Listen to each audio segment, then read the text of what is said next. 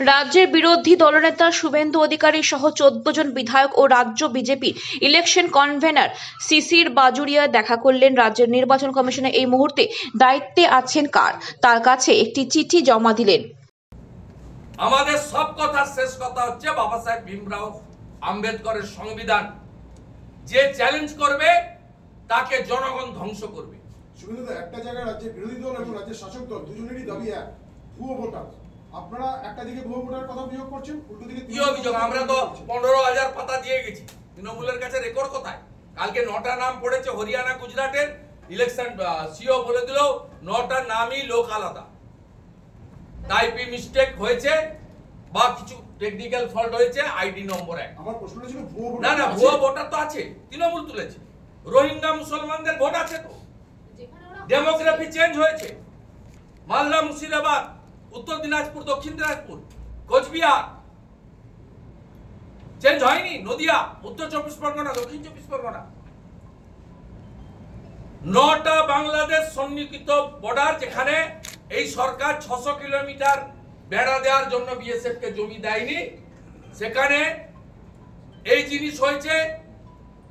2022 সালে সোনারপুর থেকে ধরেছিল লালটু শেখ, আব্দুল মান্নান, 17টা এপিক কার্ড পাওয়া গেছে। 7 শেখ বলছে আমি 2বার ভোট দিয়েছি। আমরা চিহ্নিত করে বলেছি নদিয়ার শান্তিপুরে এই লোক বসে আছে, যশোরে তার ফ্যামিলি, বজবজে ওয়ার্ড সভাপতি তৃণমূলের, লালমনিরহাটে তার পুরো ফ্যামিলি, সেখানে ভোট দিচ্ছে, এখানে ভোট দিচ্ছে। আমরা তো ডকুমেন্ট দিয়ে বলেছি। আর মুখ্যমন্ত্রী কাল যে 9টা নাম বলেছেন, প্রমাণিত হয়েছে গোটাটা মিথ্যা, ফেক, ফলস ইনফরমেশন। আমরা বলছি রাজনৈতিক সস্তার চিপ এ নেওয়ার জন্য উনি দিল্লির নির্বাচনে উনি যাকে সমর্থন করেছিলেন, শত্রুঘ্ন সিনহাদের যাদের প্রচারে পাঠিয়েছিলেন, সে ঝাড়ু হেরে যাওয়ার পরে তিনিও আতঙ্কিত। ফ্রি ফ্রি ফ্রি করে আর জিততে পারবেন না। সরস্বতী পুজোয় বাধা দিয়ে আর জিততে পারবেন না। হিন্দু জাগরণ ঘটেছে, সরস্বতী পুজোয় হিন্দু তাকত দেখিয়েছে। আজকে সকালে তারাপীঠে বৈষ্ণবদের সমাধি ক্ষেত্রে